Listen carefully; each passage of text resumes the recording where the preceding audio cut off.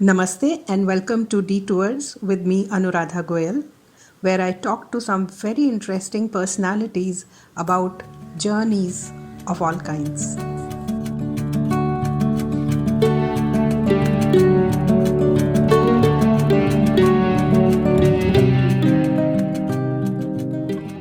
In Detours today, we have Professor Prajal Sakhardande, a professor of history at Dempe College of Arts and Science in Goa. He is the vice chairman of Goa Heritage Action Group, a group which is focused on conserving and preserving the heritage of Goa. And he is also the author of one of the most authoritative works on Goa, a book called Goa Gold, Goa Silver, which he has spent good 2 decades writing. Is that right? Namaskar, Anuradha. Nice, you gave me a good introduction. Yes, my book Goa Gold, Goa Silver, Her History, Her Heritage is from earliest times to 2019 was recently released. And basically this book is divided into pre-Portuguese Goa, Portuguese Goa, post-liberation Goa. So that is what the contents are about. So tell us, we know a lot about Goa since the days Portuguese came here, correct. But not much is known about ancient Goa, while Goa has been mentioned in fact, it is mentioned in Sahyadri. Yes. Even in Mahabharat. Even in Mahabharat, and Mahalasi Narayan is mentioned in many scriptures, but not much is known. So how back in the history of Goa can we go? In fact, when we talk about Goa, we have to go back to the geological time scale. When you're talking about the formation of Goa, that is the Trondheimite gneiss, the earliest rock formations of Goa, Trondheimite gneiss and schist, okay, where the legend of Parshuram is associated. Like they say that Parshuram was the 6th incarnation of Vishnu. He stood upon the Sahyadris. There was no land called Goa. The sea was up to the foot of the mountain Sahyadris. Parshuram brought 96 Saraswat families with him, and he wanted to settle them. So he commanded the sea to retreat by shooting an arrow from Arambol. There's a place there in Pali. It fell in Banauli. That's why Banahalli. And the sea got retreated listening to the command of Parshuram, and Goa was born. The Gomantak land of Gomantak was created. Now this is as far as the mythology, legend of Goa's creation is concerned. But this is like, the Aryans, the Saraswat were trying to legitimize the fact that they are the ones who have created Goa. But then we are trying to forget that much before they came to settle in Goa, there were the tribal communities of Goa, such as the Gaudas, Kunbis, the Velips, the Kharvis, who set up what are known as the Gaokaris, the village communities. Okay. And that's where we can go back in thousands of years. Then there you find that in Pansaim or on the banks of Kushavati there is rock carvings which is found. We do not know these petroglyphs were done by whom. Maybe by the tribal communities of Goa. So Goa is very ancient. Not what what the tourism department would like to believe and perpetuate the myth that Goa is Portuguese, Goa is Christian, there are no Hindus here, and Goa is very much Indian, very much part of India. And through your interview, I would like to put forth the fact that Goa is geographically, historically, religiously, culturally part of India since ancient times. The Portuguese were here from 1510 to 1961. That also uniformly they did not rule over the whole of Goa. Now the perception of people from outside Goa is of Goa that it is just the Christian Goa, okay, where all girls are Marias and all boys are Johns, which is not true. This is how the people would like to perceive. I just want to discount that is not true. Very interesting that you mentioned the Pansai Mole petroglyphs. Yeah. Now there is a huge labyrinth that is drawn. Correct. Yeah. And when I was writing about that, I somewhere read that it's the world's oldest known labyrinth. Do you have any comments on that? I do not know whether it is world's oldest labyrinth, but that labyrinth or a maze is very, very interesting. Now, there are various theories associated. One such theory is that it is shamanistic religion, means of the tribals, where they used to, that's universe and concentric circles, and they used to connect it with the astronomical positions and all. It's I think connected with science, it's connected with Kundalini, it's connected, we have this Panchang and the Jyotish, something like that, of those people's beliefs. Okay, and now it's little difficult to comprehend. I have seen labyrinths in the Canada, in the museum in Canada. I've also seen labyrinth in the museum in Washington in USA. Similar kind of labyrinth. So labyrinths I think were there all over, and in Goa this particular labyrinth I feel is one of the oldest rock art of Goa.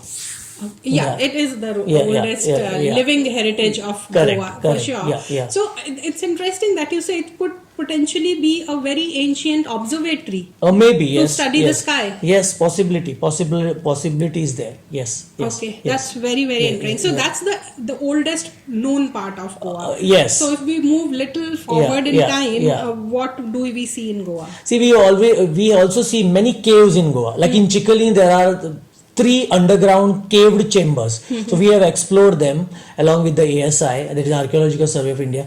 And there was one lady, German lady, her name is Gritli Mitterwallner. In 1965 she was in Goa and she had discovered those caves. And she had found potsherds in the caves. So the fact that she found finding of potsherds in the caved chambers is indication of human life around it. Habitation. Yeah, human habitation around it. And this is on the banks of the Zuari river. Yes. So we have the various rivers in Goa, Madai, that is Mandavi, you have Zuari, you have Kushavati, and you find several things, rock art, you find cave chambers along the bed of these rivers. Right. Okay, so there are marine fossils also. Right. So that shows that Goa is very ancient. Right. Yeah. It has been inhabited for a very long time. Yes, of course, yes.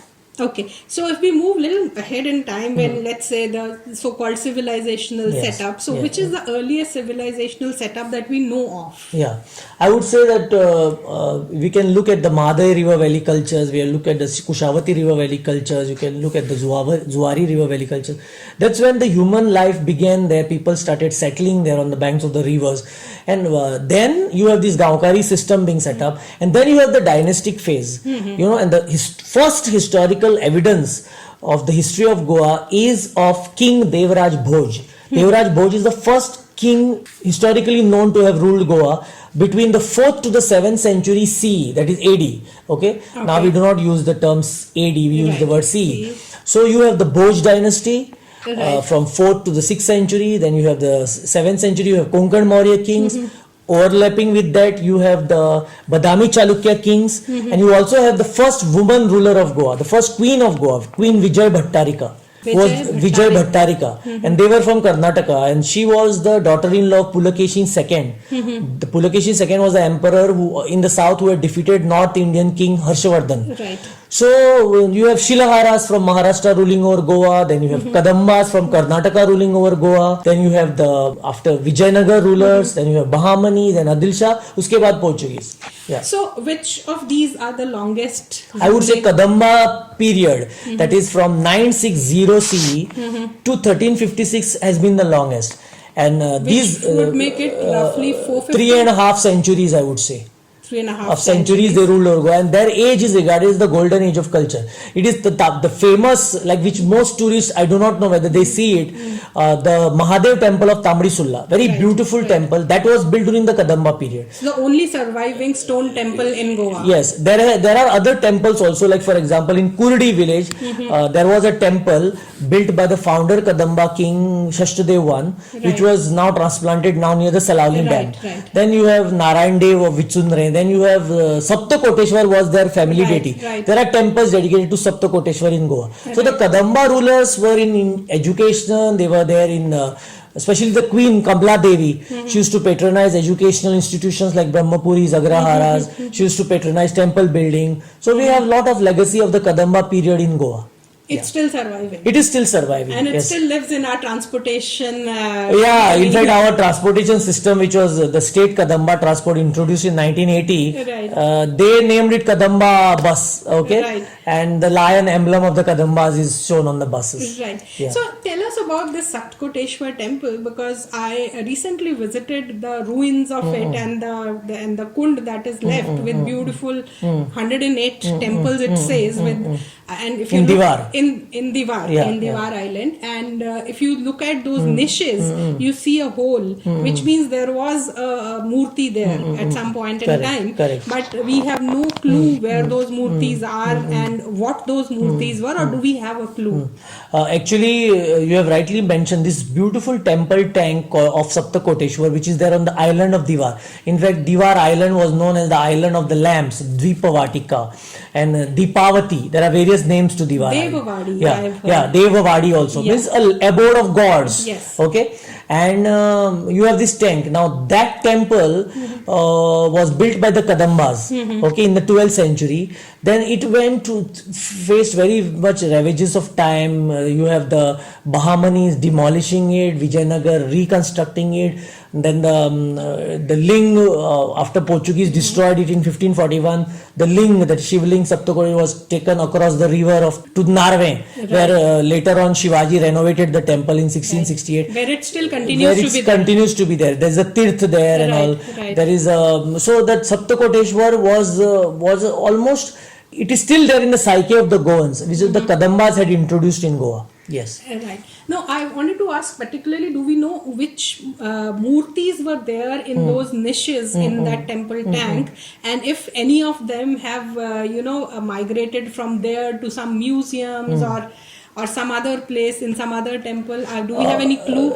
We have no clue about the murtis, only we know about the ling. That Yeah. the ling was used for washing clothes, and people used to, by the Portuguese, I mean, then The same thing which is in Satkoteshwar yeah, temple. then it was shifted in a small cave temple in Saptakoteshwar, the same ling. So that is there, but about the niches, those whatever that is not available That to is us. no We do not information know whether Portuguese destroyed them or what. We do not know. Maybe if some excavation is there in the site, more excavation, maybe we could even find it.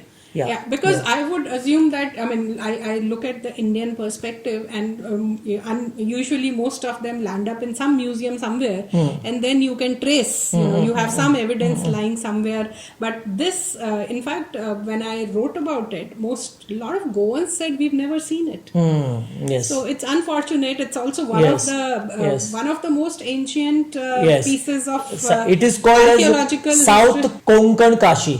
Yes. Yeah, it is also called Tirth, and even today in the local parlance, people will say, Tirthakade, meaning going to the Tirth, and it is also South Konkan Kashi. Like for example, it is the belief, I am just saying, before the arrival of the Portuguese, that if you have not been to Kashi due to distance, okay, you can go to Saptakoteshwar Diva. Right. It's called. So, it's today yeah. also. It's called Porne Tirth. Means the Porne old, Tirth, yeah. old Tirth. Old Tirth, Porne Old Tirth. Yes, right? yes, correct. So tell us about the other important temples of Goa. Yeah, I would say there is a beautiful icon of Narayan Dev in Vichundre. When I do the Kushavati Heritage Trail, I take my students over there. It's a beautiful icon of Narayan Dev, Kadamba Shilahara period, and that is one of the oldest temples. You have the Kurdi Mahadev temple. Yes. Okay, you have the Tamri Sulla temple. So there are several temples, in the villages. Now most of and Saptakoteshwar temple of Opa Khandepar on the banks of the Khandepar river. Now, most of the temples, if you go to see, they are in the form of, they are cave temples initially. Okay, there is one cave temple we found dedicated to the tiger worship in Shigaon on the Dudhsagar bed. We also found Adi Ganpati, impression of the Ganpati on the rock on the Dudhsagar river bed in the village called Shigaon. So plus the Bhoj kings worship Chandreshwar, and they built a cave temple dedicated to Chandreshwar on the hill, the Parvat, Paroda That Parvat. is the Bhuteshwar, Chandreshwar. The Chandreshwar Bhutanath temple, where Bhutanath was the original exorcist worship of the tribals, and then Chandreshwar इन्होंने बनाया था, Bhoj kings. So like that you find several temples in Goa. So what I'm saying is that the perception which people have of Goa, that there are no temples, there are no Hindus, is not true at all. all. People should say, and maybe from this medium of your interview, I am going to educate the people of India that there is Goa, other side of Goa. Can you talk about, you have a beautiful image on the cover of your book, Yes. which seems like a kind of a game or a puzzle, a Yeah. jigsaw puzzle. Yeah, yeah. Can you tell us what that is? Yeah, so in fact, on 29th May 2008, when I went in search of when I went in to explore Norway, I found several things in the village. We went to a hillock where I found this, there was a swastik. There were two panels, there was a swastik square panel, and there was this kind of squares. Okay. Now, I do not know whether that again, it's kind of a labyrinth or associated with some kind of, as you say, kundalini or what, I don't know. Okay. So I found it very fascinating. Okay, these squares, why are they there? And at the side there was a swastik. So something I found it little magical on the hillock of Norway, where there was a temple which was lying in ruins. I mean, only these sculptures we found.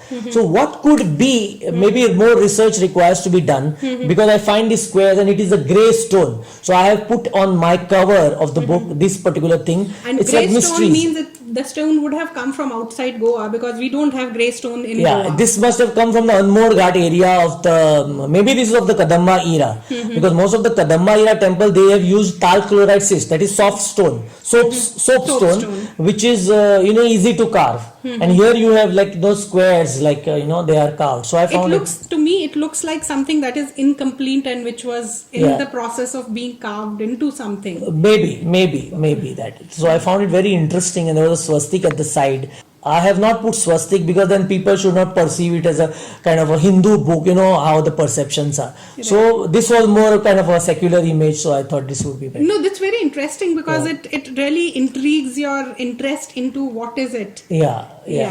Okay, so Goa also has a lot of these ancient caves. You have it in the our village of Aruvale, and then you have in the down south, you have Rivona caves, and you have these smaller Jain caves near the Sapkoteshwar temple. Where again I saw a tiger being worshipped. Yes. So tell us about this cave system, to which era they belong, and who would have probably used them. We have found a number of caves. We have found tunnels. In Verna we found one underground tunnel, a long one, we explored it. Then Chikhali we found several caves and tunnels. Then we found in a village called Izorshi, we found one underground tunnel, underground cave. So what I find is there are natural caves on the highest mountain peak of Goa. When we went and stayed on the mountain peak Sosogar, we found one natural cave. Okay. Now there are natural caves. There are caves of human habitation which are of Paleolithic period, later Paleolithic period. Then there are Buddhist caves, and there are caves which were built during the I would say Sanskritization or the Hindu period. So you have different types of caves. And you have Jain caves also. You have Jain caves also. So you have different varieties of caves. Now the tribal, for example, the Hinduism was there before the Buddhism came. So now Harwale caves, just to give you that example, there are shivlings inside the Harwale caves. Which look like very later edition. Yeah, which look later edition. But initially maybe they were Buddhist caves. We do not know. And later on the shivlings in Harwale caves are dated to the period of Kapali Varman, the Bhoj king. I mentioned it in my book. And there is an inscription which talks about the Udak Path, the waterfall which is nearby. So they were introduced in the 6th century CE, the shivlings. So the caves predate them. Right. So you find a number of caves. Rivana, there is a cave where one rishi comes and meditates. There's a secret chamber. Yeah, the place is called Rishivan. Rishivan. Yeah. So you have number of caves, and they are put to different use. Like in Thivi we found, and we saved one cave that was a residential cave. Okay, but later on we find that shivling is introduced in these caves. So there are residential caves, there are caves which are for meditation, there are caves which are for different purposes in Goa. I also feel, as a traveler, I could be biased, but I also feel that a lot of these ancient cave systems were actually meant for travelers, So when they are traveling, these are just places where they take a rest. They can take a rest or stop by for a night. Yes. Somebody needs to do a research if the distance between one cave to another is something that you can walk in a day. So I have a feeling that in Lamgaon, Bicholi, there are caves. Right. Yes. So caves are there. There are number of caves. This is all pre-Portuguese what you're talking about, what we are talking about. Right. This is nothing to do with the Portuguese. Right. So Yeah. these are all ancient caves, Okay, yes. right? And you have a lot of these festivals, temple festivals, which I find so unique in India. And, you know, I'm a temple hopper. I go to a lot of temples, and I've attended a lot of festivals here. You know, be it your Tripurari Purnima, which is celebrated at midnight boat festival, be it a Chikkal Kalo, which could be the world class mud festival, be it Mashan, your Shisha Ranni, Shisha which is Kankon, absolutely yeah. unique in Yes, its yes, way. yeah. You know, how do you relate these festivals to rest of India? You know, the deities, what is interesting is that the deities and the stories remain the same, you know. So a Chikkal Kalo is related to Krishna, Yeah. is, you know, and it's done in front of a Krishna temple. Yes. And The rare Devaki Krishna temple. Yes, the rare Devaki Krishna temple. And also, you know, Sanjeev Sardesai told me that these are the games which Krishna used to play, and they're actually replaying that whole thing. Yes. So how do you think the Goan festivals are so unique, but yet they are tied with, like a thread to the overall Hindu festivals Yes. anywhere in the world? Yeah. In fact, what is interesting is that if you go to any cave and if you talk to the older generation, they will say they are Pandava caves. Yes. All caves in Goa, as per the folklore, they are Pandava caves. Right. Now, another thing is, even they believe that Tamrisulla, which was built by Kadambas, they feel it is built by Pandava. They say Eka Ratin, Eka Vatin, meaning what? Within one night they built it. Yes, Okay, yes. just lighting one small lamp. Right. Okay, now see. Now, about the And Pandavas festivals. never really came this No, way. festivals. Now, festivals, you will find that in Goa, there are national festivals like Diwali, there are the state festivals like Ganesh Chaturthi, then there are local festivals, folk festivals, which have exorcism in them. Some exorcist festivals. Yes. Like, to give you one example, in Norway, there is one Jatra called Bhutanchi Jatra. Right. Okay, Right. it is a festival of the ghost, if you Right. take the term literally. Right. Now these are women ghosts. Right. Okay, those Hindu women who died in childbirth and could not experience the motherhood. I mean, they could not stay with live with the child and all that. So they crave for that, and they have died. So their spirits are supposed to be coming alive after the dusk in Norway. There's a deity called Mashna Devi, and she's worshipped there, and all these women are supposed to be coming alive. Now, I went with my students over there. They said, no, you cannot stay beyond sunset. We wanted to stay beyond sunset experiences. They said, no.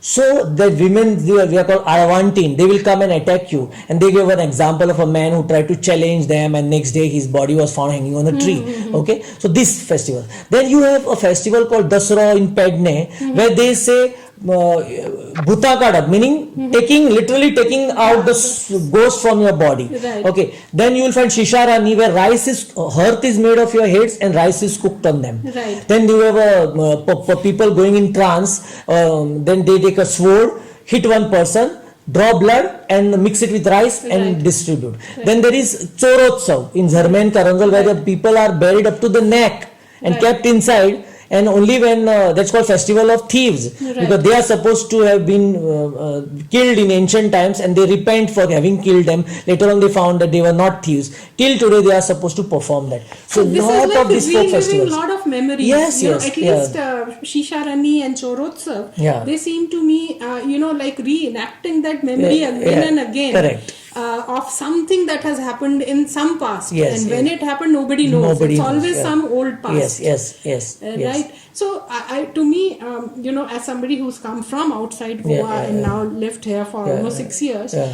I can say to me, Goa is living a very old form of India. Yes. In its villages. Correct, It's not reliving. It's recreating lot of memories, and it's the Hinduism of the past. It's Correct. not the Hinduism that is practiced in the urban centers Correct. or even in the Tirthalas. Yes. It's very, very different. Yeah. But at the same time, it's very Hindu. Yes. Because it all happens within the temple premises. Correct, And correct. right. Yeah. Okay, so tell us something more about about the important dynasties that have ruled, Yeah. you said. Uh, After Kadambas, who came? After Kadambas, you have the Vijayanagar.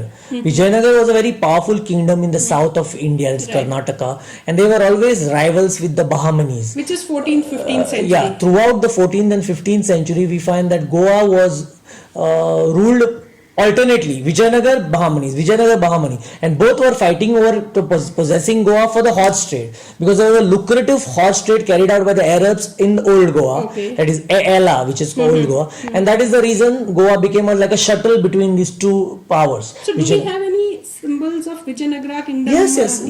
Where They say that the Jain temple in Kudne village dates to the 15th century of the Vijayanagar period. Then there is Neminath Basti, Jain Basti in Banoda, that is again dated to the Vijayanagar period. Okay. So there are remnants of Vijayanagar era also. Okay. Some temples which were originally built by Kadambas, but during the Vijayanagar period they were renovated, like the Saptakoteshwar in Diwar Island. right. So Vijayanagar remnants are also seen in, there's an inscription on the Nageshi temple Banoda naming the Vijayanagar king Devaraya I with the year 1413. So Vijayanagar presence is very much there in Goa. And after Vijayanagar, Bahmani. You have Bahamanis, then uske baad Adil Shah. Adil Shah. In 1498, and from Adil Shah the Portuguese took over Goa Okay. in 1510. After that, the history is little better known Yeah. in the public Portuguese perception. period history is well known because they were good chroniclers and they have documented. And if you go to the Penjim archives, you have all the Portuguese documents over there. I have personally consulted them. I would say, 15th, 16th century onwards, we have good records across yes, India. yeah. Even Mughal records are available Yes, yes. because it's the closer past. Closer, yes, yeah. Past, and writing has become in vogue. Correct. So both the factors Yes. put together, and Yeah. also distance, closer you are to the history, the more you know about it. Correct. But interesting part you tell us is that 350 years is what Kadambas ruled, Yes, which yes. is probably longer than the Mughal rule in India. Yes, Mughals ruled for 332 years, Kadambas for more than that, yes. Right. Yeah. So it's another.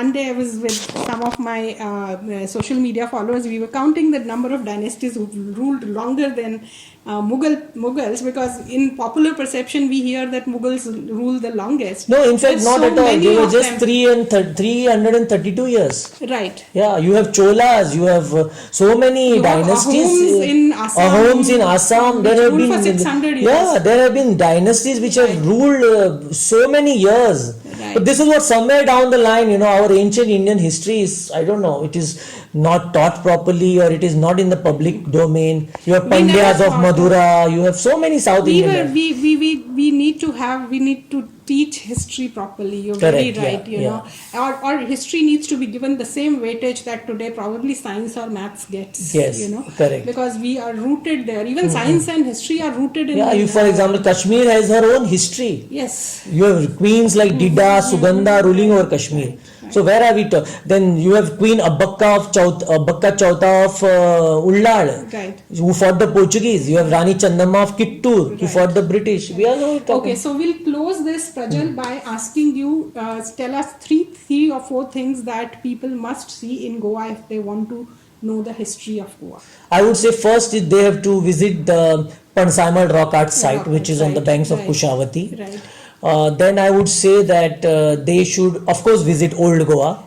They should also visit Chandor, which is the first capital of Goa. Right. They should also visit, Tamadisulla temple, which is rarely visited. Then I would say they should also visit Saptakoteshwar temple of Opa. They should visit Saptakoteshwar, this Diwar remnant, which is Pornetirth. Then Mahalsa temple of Mardol. So there is lot to see. Vichudare Narayan did, I would say, lot to see of the pre-Portuguese Kurdi Mahadev temple, which is now in Salauli, near the Salauli Dam. right. They visit Salauli Dam, but they don't see the Kurdi Mahadev Right, temple, right. which was transplanted from Kurdi and built by Kadamba King Shashti Deva. I honestly hope that Goa tourism listens to this Exactly. and they work with Yeah, you to I hope so. put a limelight on these destinations. Yes. I know you have lot more to tell us, Prajal, but we'll have to close for Yes, today and yes. hopefully get you back on Yes, this podcast. yeah. Thank you so much for coming Yeah, on Detours and we are really blessed to have you. I will sign off the way they say sign off in Goa. Dev Bare Kuru. Dev Bare Karu. Thank you for joining us on Detours. You can also join us on Instagram, Facebook, and Twitter. Our handle is Inditales, INDITALES. See you soon.